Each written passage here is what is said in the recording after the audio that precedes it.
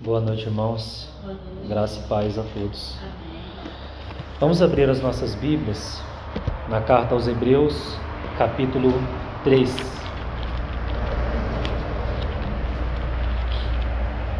Com a graça do Senhor, nós vamos dar continuidade na exposição dessa carta. Capítulo 3, então, nós vamos ler os versos de 1 a 6.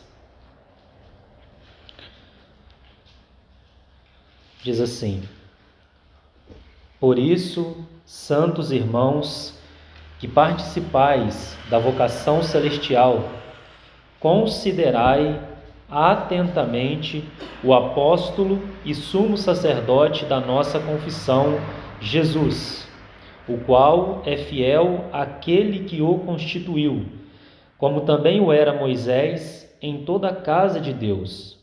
Jesus, todavia, tem sido considerado digno de tanto maior glória do que Moisés, quanto maior honra do que a casa tem aquele que a estabeleceu. Pois toda casa é estabelecida por alguém, mas aquele que estabeleceu todas as coisas é Deus. E Moisés era fiel em toda a casa de Deus como servo, para testemunho das coisas que haviam de ser anunciadas. Cristo, porém, como filho em sua casa, a qual casa somos nós, se guardarmos firmes até o fim a ousadia e a exultação da esperança. Vamos ter mais uma palavra de oração e entregar esse tempo ao Senhor.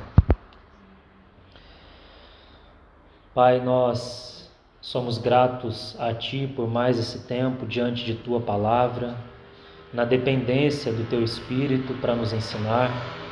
A Ti confiamos, Senhor, a exposição de Tua palavra nessa noite.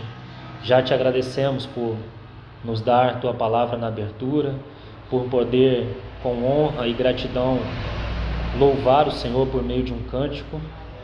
Que nós possamos, Senhor, permanecer nesse estado de expectativa diante do Senhor, com os corações acalmados, com uma mente, Senhor, silenciada, para poder receber a Tua palavra.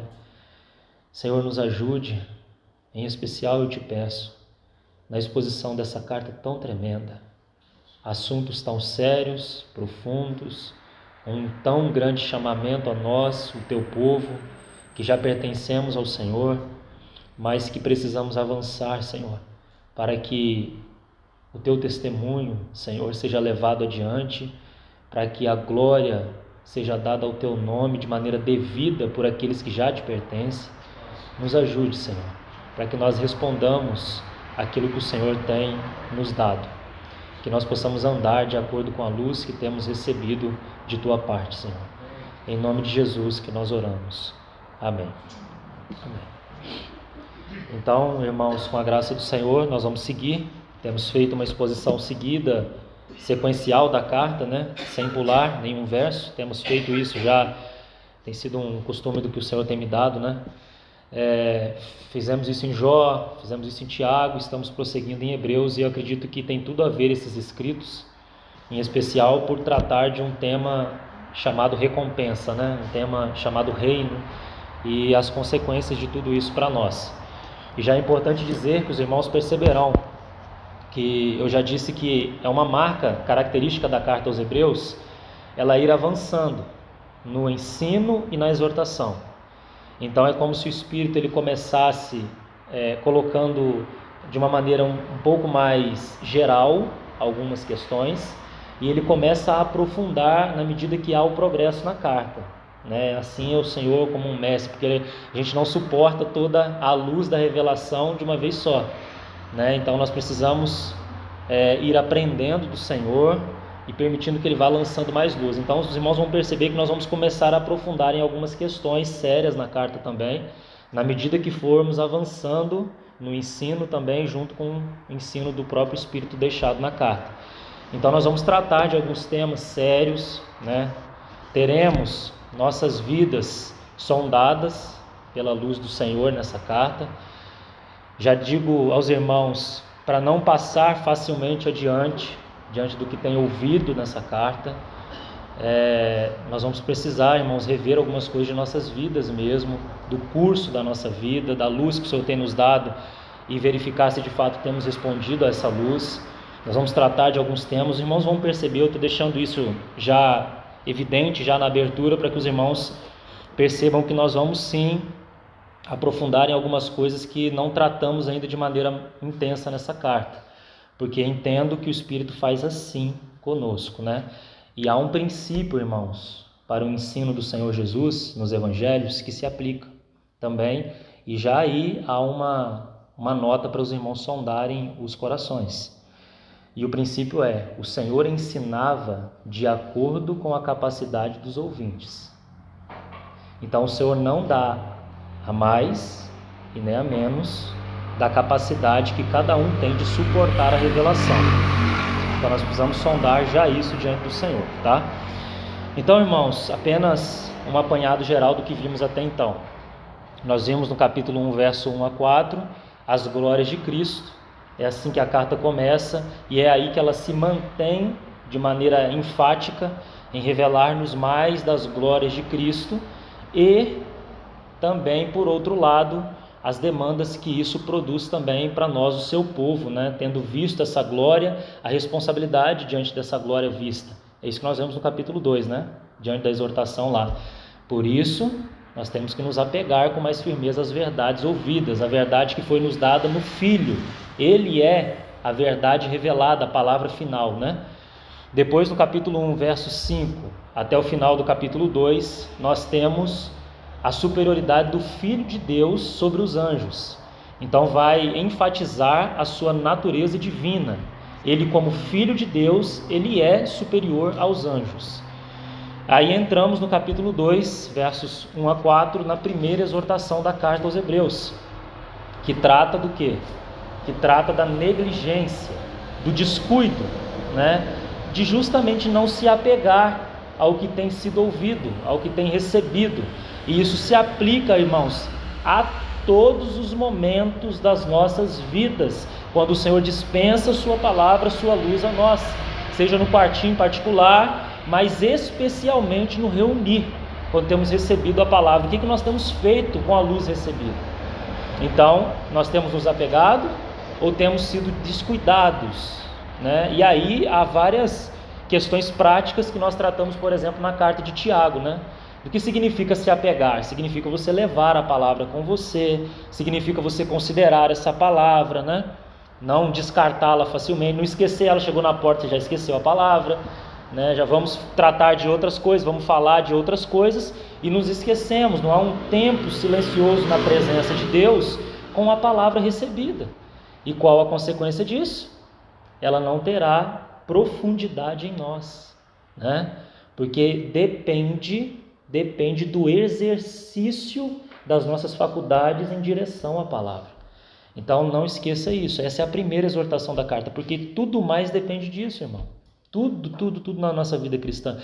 Não tem nada automático. Desde que você creu no Senhor, a sua fé deve ser uma fé ativa, sempre ativa, em busca do Senhor, agarrando a palavra e progredindo, porque essa carta é uma carta de progresso, né? Então nós chegamos no capítulo 2, a partir do verso 5 até o final do capítulo. Nós vemos então a superioridade do Filho do Homem sobre os anjos, né? Porque no capítulo 1 é a divindade enfatizada, no capítulo 2 é a sua humanidade que é enfatizada. Aquele que por um tempo, tendo sido feito por um pouco menor do que os anjos, ele foi coroado de glória e de honra. Esse Jesus, né, humano, aquele Nazareno que nós vemos lá no capítulo 2 de Atos, aquele Jesus, o Nazareno, varão aprovado de Deus, ele é então recebido na glória, ele é superior aos anjos, ele eleva a humanidade ao trono. Então isso é uma coisa tremenda também, e abre um caminho para conduzir, como já dito nessa noite, muitos outros filhos à glória. No capítulo 1, nós vemos apenas o Filho e toda a sua glória como Filho unigênito de Deus. Mas já ali nós temos um lampejo já, no verso 6, dizendo que ao introduzir o primogênito no mundo, porque o propósito de Deus é conduzir muitos outros filhos à glória, né? É ter uma família de filhos semelhante ao seu único filho. Então ele é o primogênito, né? E nós estamos sendo conformados à imagem de Cristo. É isso que Romanos 8 nos diz. Então, até aí foi o que nós vimos até então.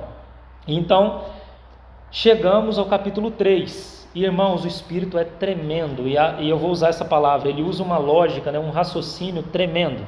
Porque ele tratou dos anjos. Lembra que eu falei para os irmãos de como os destinatários, os cristãos ali, judeus, eles valorizavam essa questão dos anjos?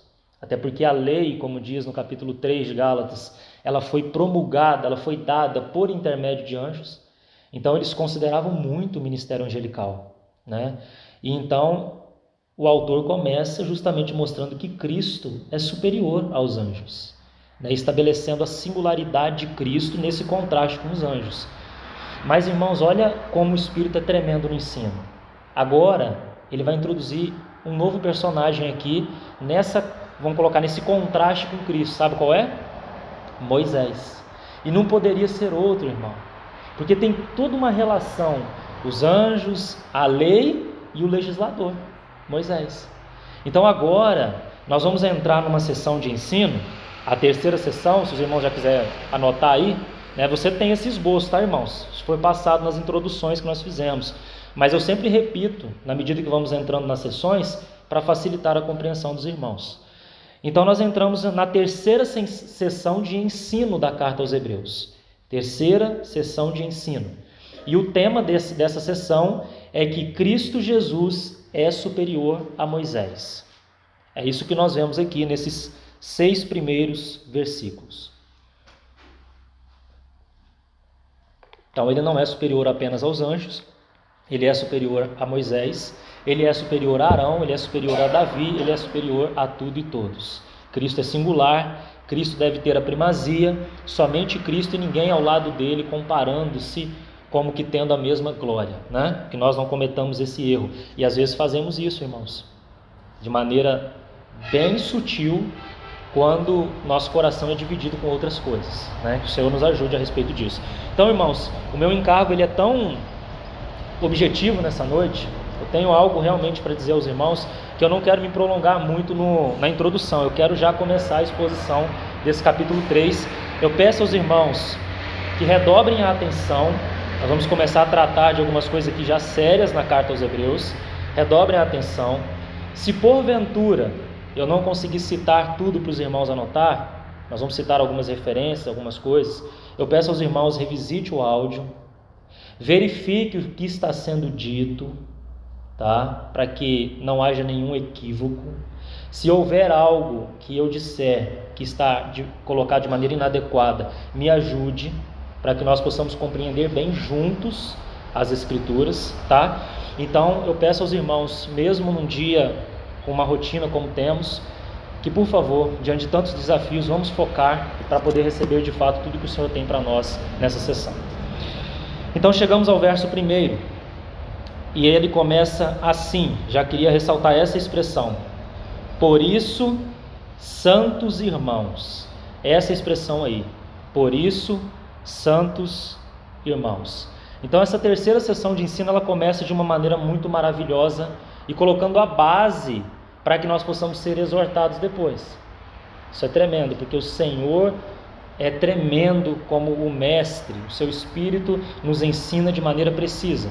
Então ele começa na base. E qual é a base? Para que depois ele possa exortar, e exortar de maneira firme mesmo. Ele começa mostrando-nos a nossa irmandade com o Senhor Jesus. Que nós não somos então um povo contado entre as demais nações.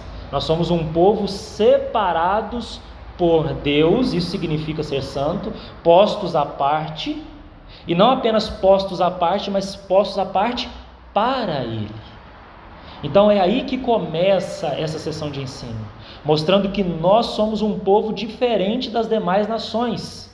Nós vemos isso naquela profecia, se não me falha, de Números 22, se não me falha, entre esses capítulos aí, 21 e 22, da profecia de Balaão. Olhando para Israel, ele vai dizer: eis que Israel é um povo que habita só e não será contado entre as nações.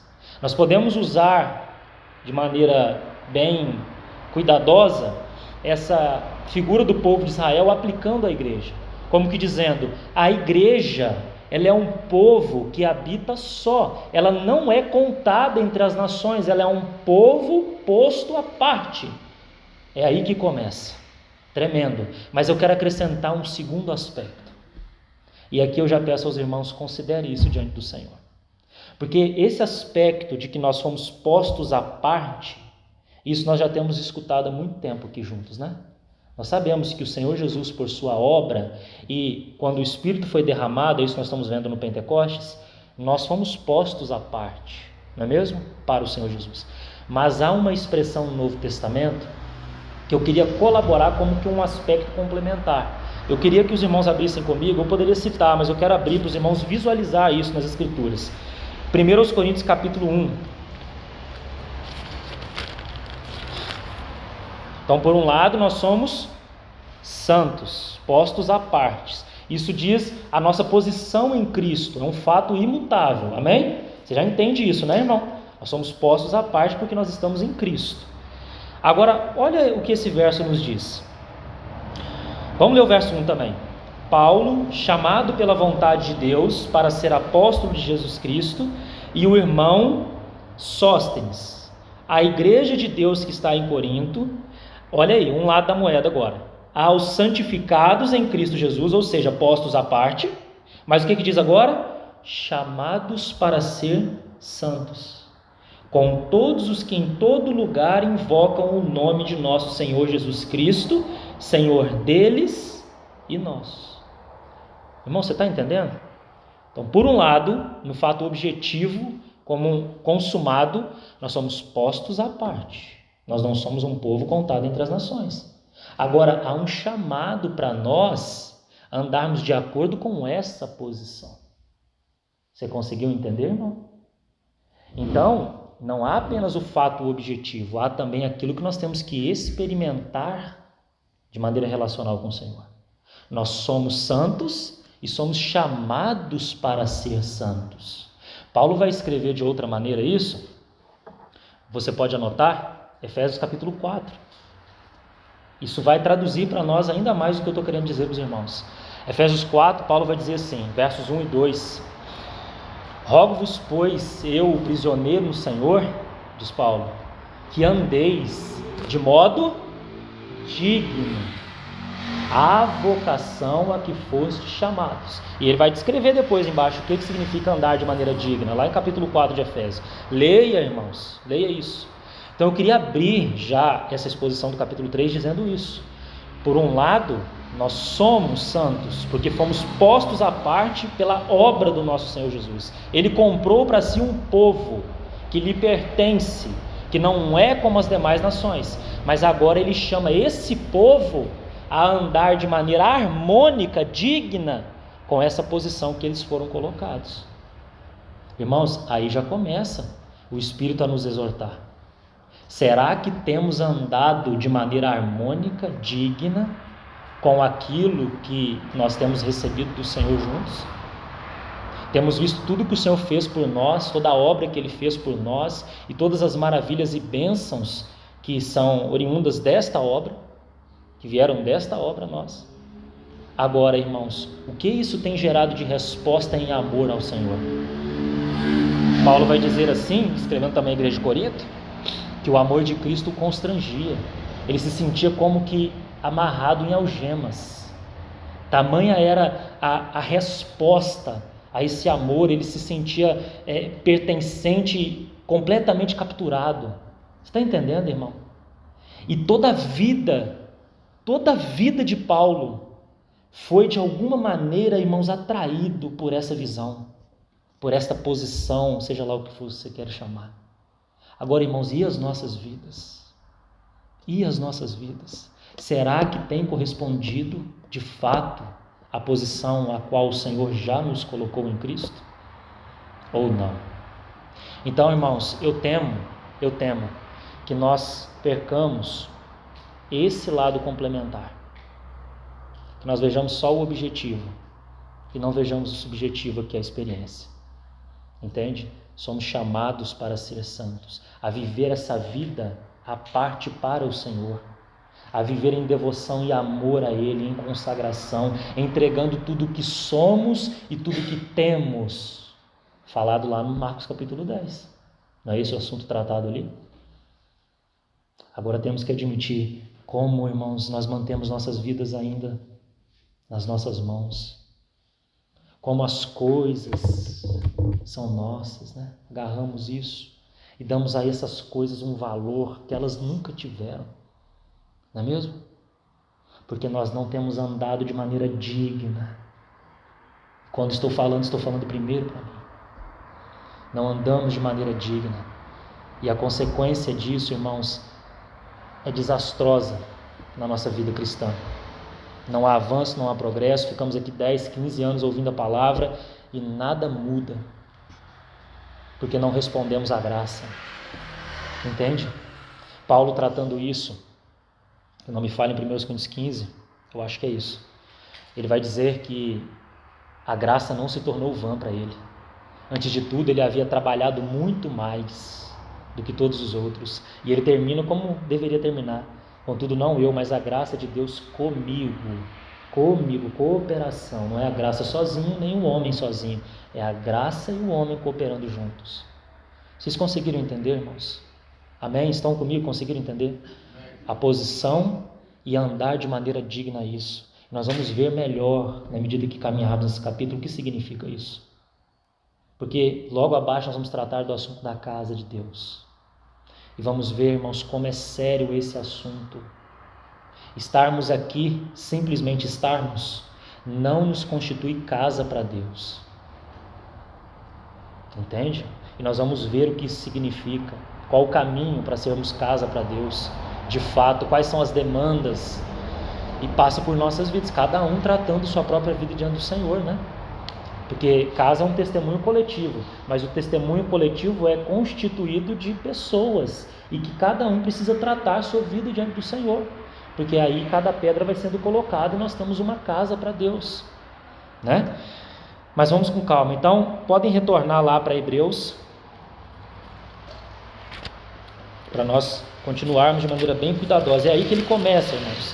Ele começa nos mostrando que nós somos irmãos do Senhor, que nós somos postos à parte, né? E eu queria colocar algo mais. Tudo que nós vamos ver, inclusive tudo que estamos vendo na carta aos Hebreus, é para esse tipo de destinatário, para aqueles que são irmãos, que foram postos à parte e que são ou têm o privilégio de serem companheiros de Cristo em uma vocação celestial. Então, se você tentar se esquivar de alguma maneira do que está escrito aqui, dizendo, isso é para o mundo, isso daqui, esse juízo aqui, essa advertência, esse negócio que vai acontecer, isso é para outro, isso não pode ser para mim que sou um filho de Deus. Não faça isso. O que está escrito aqui, tanto os privilégios, como também as advertências e as consequências são para nós, aqueles que são irmãos, que foram postos à parte, que são participantes de uma vocação celestial. Então guarda isso, irmão, isso parece bem elementar, mas é importante para aquilo que nós vamos tratar. Então chegamos à próxima expressão, que eu já quero sublinhar também. Que participais da vocação celestial. Essa é a próxima expressão que eu quero também colocar aí. Que participais da vocação celestial. Então, quem está sendo contrastado aqui? Moisés, não é isso? Moisés. Então, o pano de fundo aqui, irmãos, o contexto de todo o capítulo 3 é justamente o povo de Israel. Então, nós podemos, olhando a sombra, a figura do Antigo Testamento e contrastando para nós irmos colhendo princípios juntos aqui. Então, nós estamos nesse contexto dos anjos e de Moisés. Então, pensando nesse contexto sobre os israelitas, irmãos, quando nós pensamos na nação de Israel, a nação terrena, o povo da aliança terrena, né, que inclusive as promessas ligadas a eles não caíram por terra, Há promessas terrenas ligadas ao povo de Israel que se mantêm, e o Senhor vai tratar com eles de maneira específica. É isso que ele fala lá em Romanos 9-11, tá? Então, essa ideia de que a igreja substituiu Israel, irmão, nós vamos ter cuidado com isso. Então, há promessas ligadas ao povo de Israel que se mantêm, e o Senhor vai ter trato especial com eles lá. Então, quando nós pensamos no povo de Israel, eles eram um povo que tinham altos privilégios relacionados a essa terra, né? Eles tinham privilégios terrenos, privilégios ligados à terra de Canaã. Você lembra de todo esse contexto? Nós estudamos as jornadas, irmãos. Tremendo estudo, detalhado para nós, para os irmãos lembrarem agora, na medida que eu vou falando aí de algumas coisas, né?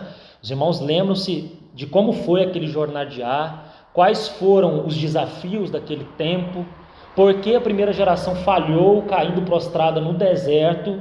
Eles não puderam retornar para o Egito, porque eles foram tirados de lá por mão forte. O Mar Vermelho, figura do batismo, já tinha se fechado atrás deles, eles não podiam voltar para lá, mesmo que quisessem. Eles fizeram, demonstraram desejo, saudade do Egito, mas não podiam voltar. Então eles morreram no deserto, não podiam voltar para lá. Da mesma forma nós, irmãos, nós não podemos deixar de crer, nós não podemos abandonar o Senhor nesse sentido, nós não podemos virar as costas, não, nesse sentido não, né? Não podemos voltar para o Egito nesse sentido espiritual, né? Porque nós somos transportados para o reino do Filho do seu amor e estamos aí.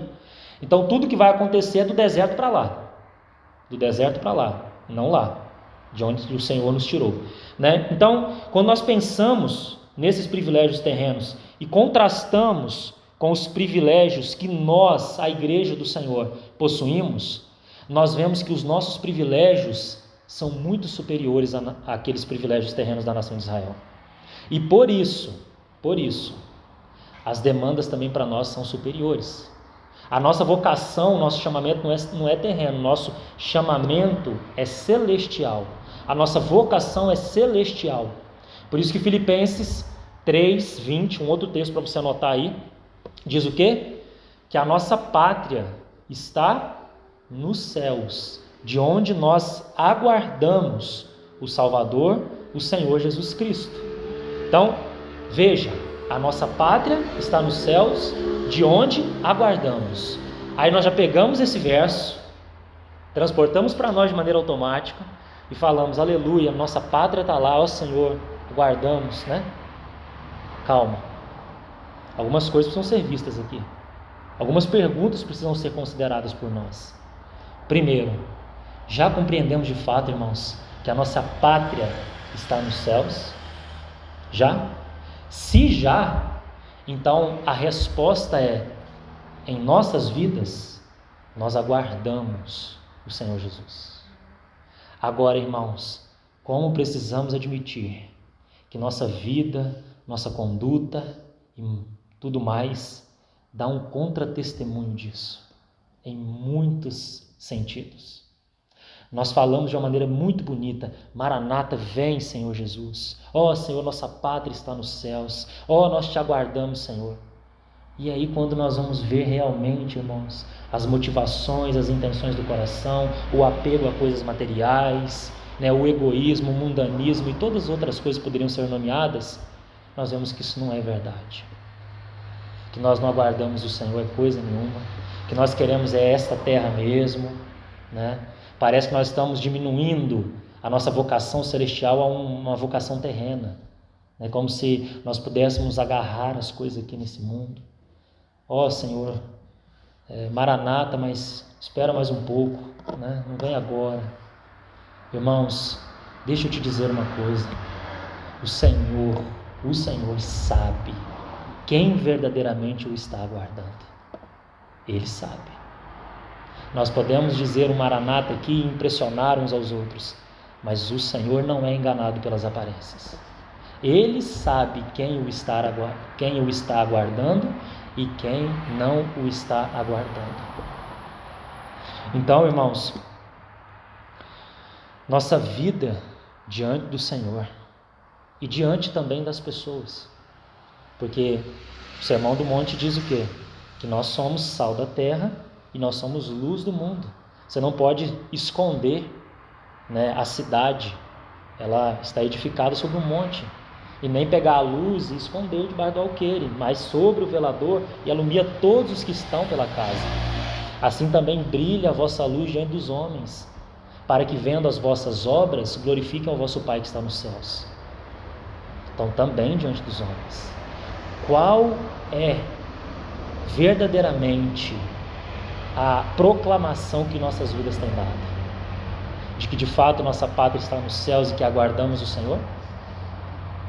Que possa ser assim conosco, irmãos. Isto é andar de modo digno à vocação. Isto é, somos santos, somos chamados para ser santos. Você está entendendo, irmão? Como isso vai entrando nas esferas da nossa vida, a gente fica com uma coisa muito teórica, né? Muito distante. Nós precisamos de fato sondar as nossas vidas diante disso. Nossas vidas diante disso. Como quando o Senhor tratou, por exemplo, já que o irmão Eliezer citou a questão das riquezas ali no capítulo 10 de Marcos, o Senhor tratou isso também no capítulo 6 de Mateus. E ele vai dizer aos seus discípulos, porque o Senhor não está tratando ali com o mundo, ele está tratando com os discípulos. Os discípulos se chegam perto dele, Mateus capítulo 5, e ele passa a ensiná-los lá no Sermão do Monte. Começa com as bem-aventuranças e segue até o capítulo 7.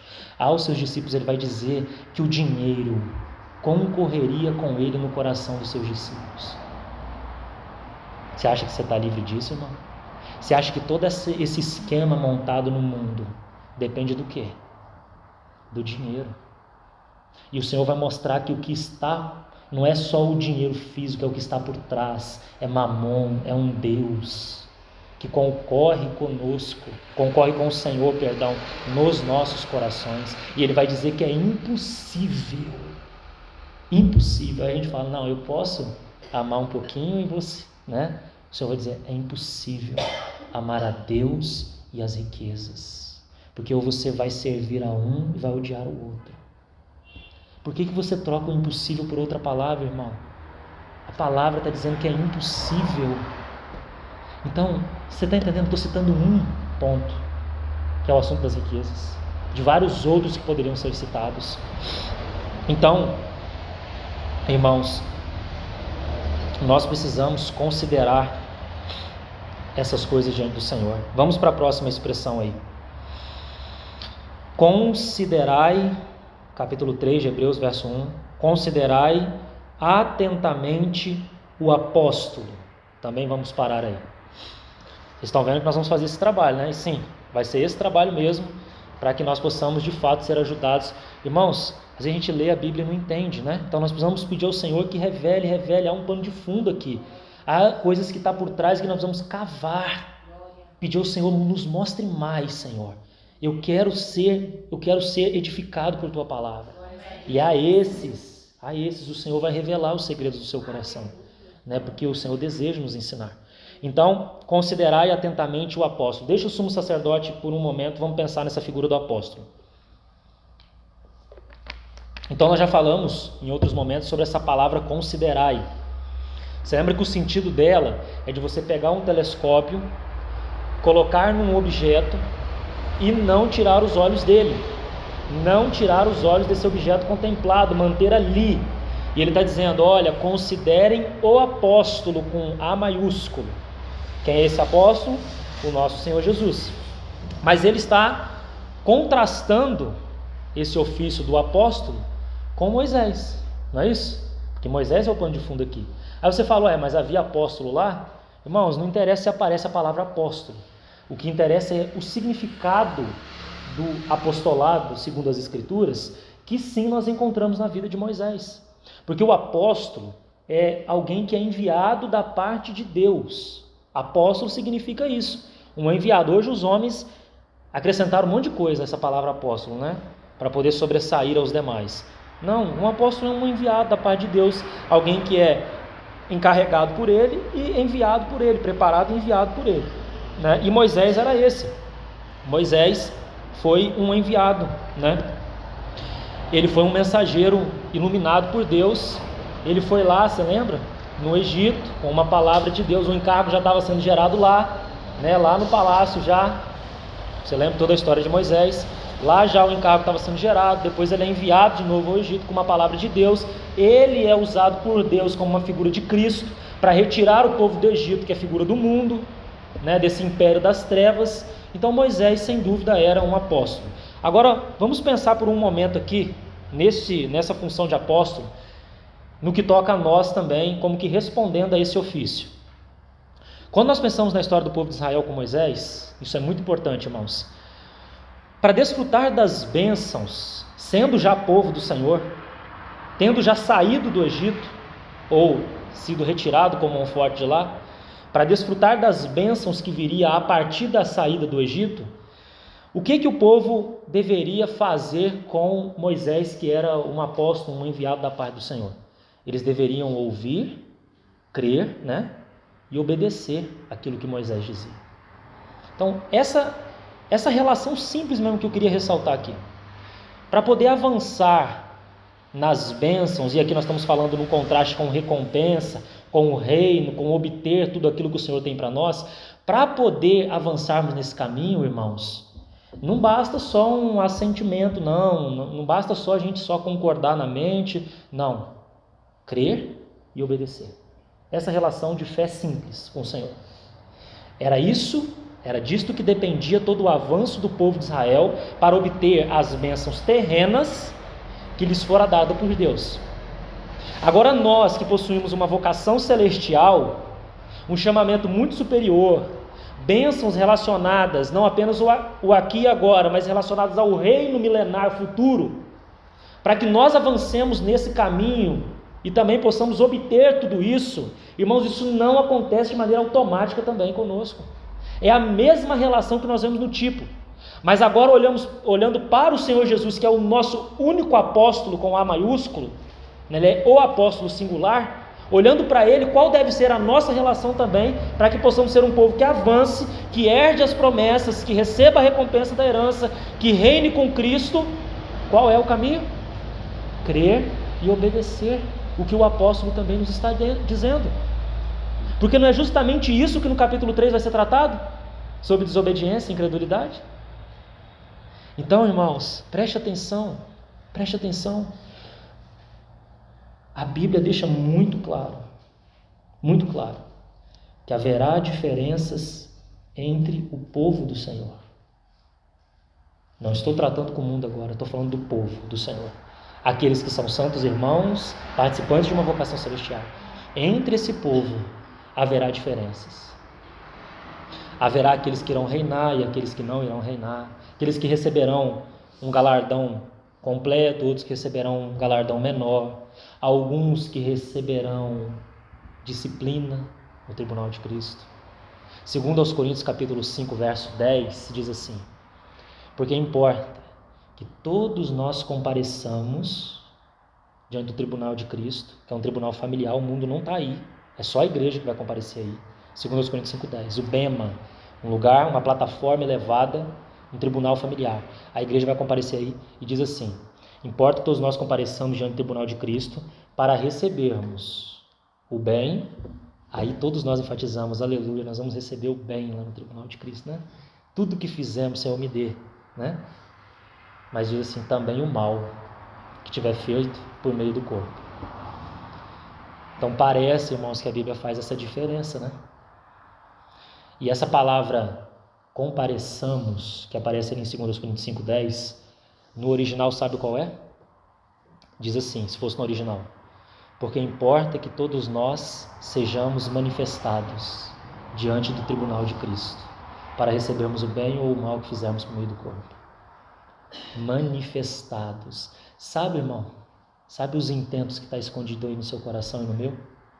Sabe as motivações inadequadas, espúrias? Sabe a nossa própria conduta, as obras, tudo isso? Tudo isso vai ser manifestado diante do tribunal de Cristo. Mas há uma salvaguarda para o nosso coração. Sabe qual é? A Bíblia parece deixar claro também que há, vamos dizer assim, algo que não será lembrado lá. Aqueles pecados, aqueles erros que forem confessados e abandonados. Confissão, irmãos. Por isso que João vai escrever assim: se confessarmos, há uma condicional aí. Nós tiramos o se. Se confessarmos os nossos pecados, Ele é fiel e justo para nos perdoar os pecados e nos purificar de toda e qualquer injustiça.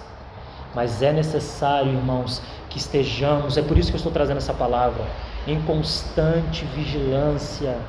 Sim, irmãos, inevitavelmente nós vamos errar, de um jeito ou de outro. Não devemos permanecer sempre nos mesmos erros, nos pecados que o Senhor já tem lançado luz. Devemos confessar diante do Senhor, abandonar, pedir perdão, manter essa constante consagração diante do Senhor. Isso não tem a ver, irmãos, com ser santo. Não é justamente disso que o capítulo está tratando? Então, irmãos, parece, irmãos, diante do que tenho meditado diante do Senhor, que esse assunto do tribunal de Cristo é um assunto que nós precisamos de fato considerar diante do Senhor, para que não vivamos vidas de qualquer maneira aqui, porque já fomos tirados do Egito, porque já não vamos mais sofrer condenação eterna, nós vamos viver de qualquer maneira, porque meu destino é o céu, meu lugar é o céu, né? E nós desenhamos esses quadros na nossa cabeça que não são bíblicos, né? Como diz um irmão, anjinho tocando harpa lá, e nós vamos lá junto, pulando nas nuvens. De onde nós tiramos isso, irmão? Então nós precisamos ir nas Escrituras e compreender que há sim palavras para nós, sérias. E sim, diante do tribunal de Cristo, irmão, você pode não manifestar aqui, se nosso coração, como diz o irmão, se fosse manifestado aqui num telão, o meu, vocês sairiam daqui horrorizados. Vocês nem me escutariam mais. Sabe? Meu coração, se fosse manifestado aqui, diante do tribunal de Cristo, cada pensamento, cada intenção, cada desejo de dano a um irmão, sabe? Desejar o mal para o irmão, cada palavra, tudo, inclusive as palavras, irmãos, será dado conta diante do tribunal de Cristo. Inclusive relacionamentos não tratados. Mateus 5:7, no Sermão do Monte fala, né? Entra em acordo sem demora com teu irmão, com teu adversário, que é colocado como um adversário ali, mas é o seu irmão, né? Antes que venha o juiz, né? Toda aquela relação ali. Então, irmãos, há coisas que nós não resolvemos aqui que serão levadas para serem resolvidas no tribunal de Cristo. E eu não estou inventando isso, irmão. O irmão Eliezer sabe da nossa seriedade em considerar essas coisas. E estou falando isso com muito temor e tremor diante do Senhor, diante de uma carta que me exige fazer isso. E quando vocês chegarem no capítulo 10, 11, 12 ali da carta, vocês vão ver o nível das exortações para nós. Repito, por que eu estou fazendo isso de maneira tão calma nessa noite? Porque sem dúvida, assim como há na minha vida, há também na sua vida questões não tratadas, irmãos. E pelo bem de tua própria alma, porque sim, é salvação da alma que nós vemos em Tiago. Hoje é tempo, hoje se ouvirdes a sua voz, não endureçais o vosso coração, como foi na provocação no deserto. Compreende, irmão? Pare hoje, confesse, resolva os teus conflitos. Sim, irmão, nosso coração é complicadíssimo. Sim, irmãos, nós encontramos problema em tudo e em todos. E como nós precisamos ter o nosso coração transformado, nossa mente transformada em Cristo Jesus. Sabe, irmão? Às vezes por uma pequena questão, nosso coração remói por tanto tempo. E nós não resolvemos essas questões. Chegará um tempo onde não terá para onde correr, irmão. Você acha que você nunca vai bater de frente com a resolução disso, mas você vai ter que resolver isso. Que seja logo, irmão. Que seja logo, que naquele dia, quando o Senhor vier, Ele possa nos aprovar, sabe? Que Ele possa encontrar um povo aprovado, em especial a nós que estamos falando aqui, porque essa palavra é para nós, irmão, né? Então, irmãos, nesta relação com Moisés, retorno aqui, contrastando com Cristo, nós precisamos ouvir e obedecer. Diante disso que eu estou falando com os irmãos, se isso é verdade, se é isso que as Escrituras estão dizendo, vocês devem ouvir e devem obedecer o que está sendo dito. Se de fato isso for verdade, irmão, você vai chegar em casa e vai se colocar de joelho. É a primeira coisa que você vai fazer chegar em casa hoje. Senhor, Envia a tua luz e a tua verdade. Vê se há em mim algum caminho mau, Senhor. Vê se há. E guia-me pelo caminho eterno. Você vai fazer isso nessa noite, irmão. Na tipologia, então, irmãos, contrastando novamente, nós vemos o que aconteceu com o povo que não confiou e não obedeceu. O que aconteceu? Aquele povo que não creu, caíram prostrados no deserto.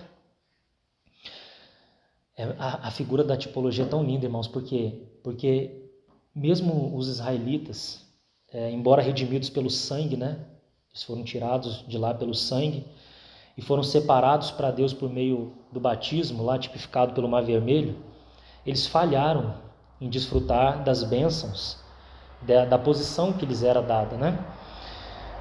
E nós também, irmãos, também sendo salvos pelo sangue, isso é graça, isso não depende de nós. Também, tendo sido batizados, fomos batizados com Cristo na sua morte, não é mesmo? Paulo vai tratar disso. Nós também corremos o perigo de não possuirmos as bênçãos que o Senhor deseja nos conceder, não é mesmo? As bênçãos ligadas ao reino, as bênçãos ligadas ao reino são bênçãos condicionais. Depende de ouvirmos, de crermos, de obedecermos ao Senhor. Por que, irmãos, que você tira as condicionais da sua Bíblia? Por que você tira o se e coloca como se fosse já uma verdade para você? Por que você transporta o que está escrito em alguns textos para você como se aquilo já fosse verdade na sua vida? Nós devemos clamar para que seja, mas não podemos tirar as condicionais. Precisamos deixá-las aí, porque são para nós. Amém? Então, esse capítulo, irmãos, tem como base, e eu vou ficar mais ou menos por aqui mesmo, ele tem como base justamente esse ensino, irmãos, para nos mostrar que nós não devemos cruzar os braços, não devemos dar tudo como certo, né? Simplesmente porque somos o povo do Senhor, né?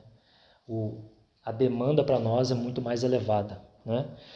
Nós devemos tratar as nossas vidas, os nossos sentimentos, as nossas atitudes, as nossas intenções, o mundanismo, e ainda há muito de mundanismo em nós, não é mesmo?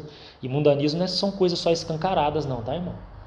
Não é só você ir lá e beber lá escancaradamente, cair pro chão afora lá, não é só isso não, tá? O mundanismo vai muito mais do que isso. É tudo isso que de alguma maneira faz parte desse sistema, desse esquema que nós estudamos, né? Não ameis o mundo. Tudo que faz parte do mundo que de alguma maneira concorre com o Senhor no nosso coração. Tudo isso poderia ser chamado de mundanismo, né? Então,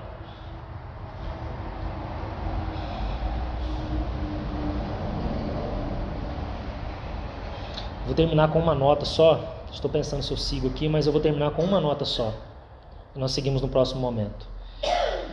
Porque aqui é uma nota de segurança. Já que nós somos exortados, eu preciso terminar com uma nota de segurança também, para nós sermos ajudados e não sairmos daqui, né? Sem nenhum tipo de alegria, vamos dizer assim, né? Então, irmãos, a tipologia também nos mostra o seguinte, que mesmo o povo de Israel tendo falhado em possuir as bênçãos, mesmo aquela primeira geração tendo caído prostrado no deserto, Deus, por sua misericórdia, levanta uma segunda geração, mesmo então aquele povo tendo falhado, esse seu falhar não desfez a redenção que havia sido realizada pelo sangue, não é mesmo? E também não desfez também a realidade do batismo tipificado pelo Mar Vermelho. Então o que nós estamos tratando aqui, irmãos, não é algo que vai mudar a nossa posição em Cristo. Isso sempre vai se manter, nunca vai mudar. Mas nós estamos tratando aqui de questões que já estando em Cristo, nós somos chamados a possuir algo, porque ser um reino de sacerdotes para o Senhor depende de algo, isso também não é automático. Nós somos filhos, agora sermos sacerdotes, aí requer nossa responsabilidade também nessa questão. Então o que nós estamos tratando aqui, eu queria terminar com essa nota de segurança para o coração dos irmãos, para não achar que vocês estão indo para o inferno, tá? Não, isso daí não vai mudar, irmãos, nós somos do Senhor, pertencemos a Ele, e toda palavra que Ele nos dá é com um objetivo positivo nas nossas vidas, é porque Deus tem um eterno propósito, é porque Deus tem um desejo para com o seu povo, de que o seu povo seja de fato para Ele um povo que o represente, um povo que o contenha, que o expresse, porque é pela igreja que todo o universo vai conhecer a glória de Cristo. Então, tudo isso, irmãos, não muda nunca a nossa posição. Então, que os irmãos possam seguir encorajados, Venham preparados, que nós estamos só começando. Nós vamos entrar em detalhes maiores nesse assunto do Tribunal de Cristo também em momentos posteriores, com cuidado, claro. Naquilo, irmão, que for vamos dizer assim, uma convicção pessoal minha, vamos dizer assim, talvez, eu vou deixar explícito para os irmãos. Irmãos, nisso daqui, compreendo que é assim, mas os irmãos tenham liberdade, tá? Mas naquilo que for claro, eu entrarei com segurança também diante dos irmãos. E em tudo, os irmãos devem examinar para que a palavra sempre tenha a primazia em nosso meio. Vamos orar e entregar esse tempo diante do Senhor. Nós vamos seguir nesse ponto, tá, irmãos? Nós não acabamos ainda nesse ponto do apóstolo, não. Nós vamos seguir aqui ainda. Vamos orar. Pai, nós te agradecemos por esta noite, por tua palavra, por tuas exortações, por teu chamamento, por teu consolo, por tudo, Senhor. Senhor, tu conhece-nos como ninguém, Senhor. O Senhor sabe as motivações do nosso coração, os pensamentos que alimentamos, as atitudes inadequadas, as palavras torpes, aquelas palavras com cheiro de peixe podre que nós proferimos ainda, os desejos, Senhor, as obras, tudo está aberto como um livro diante do Senhor. Então nós não temos como nos esconder de Ti, Senhor. É isso que o salmista Davi vai dizer: se eu subo ao céu, o Senhor está lá; se eu desço às profundezas da terra, o Senhor também está lá. E tal conhecimento, Senhor, de fato é precioso demais, é assombroso para nós, Senhor. Para onde me ausentarei do Teu Espírito? Para onde fugirei de Tua face, Senhor? Mas a verdade, Senhor, é que nós não queremos fugir. Porque para onde nós iremos, Senhor, se só Tu tens palavras de vida eterna? Nós não queremos fugir, Senhor. Nós queremos que a sujeira que é em nós seja retirada, Senhor. Ó Senhor, se durante esses anos que estamos aqui, o progresso de nossas vidas não aconteceu como o Senhor desejava, por nossa responsabilidade, perdoa-nos, Senhor. E obrigado por esta oportunidade que o Senhor tem nos dado, de sermos chamados novamente à responsabilidade. Obrigado, Senhor, por estar nos dando tanto, por estar nos mostrando o Teu eterno propósito. E podemos dizer o caminho pelo qual podemos cooperar contigo nesse eterno propósito. Ó Senhor, atrai-nos para Ti, para que aquele dia não nos apegue como um ladrão e nós não saiamos envergonhados na Tua vinda, Senhor. Que nós exultemos juntamente contigo quando o Senhor vier. Que possamos ser achados em pé, ansiando ver-te face a face. Toma a vida de cada irmão e cada irmã, Senhor, que aqui se encontra nessa noite. Eu rogo a Ti, Senhor, com toda a força que há em mim, toque com esta palavra em cada coração, Senhor. Leve mais a fundo, porque eu não posso fazer nada, Senhor. É o Teu Espírito quem faz esse trabalhar. Então vá até do primeiro ao último irmão que se encontra aqui nessa noite. Incomode cada um, Senhor. Dê a forma de resolver os conflitos do coração, porque muitas vezes queremos, mas não sabemos. Outras vezes nem queremos, Senhor, e nós pedimos ao Senhor que nos dê o desejo de querer.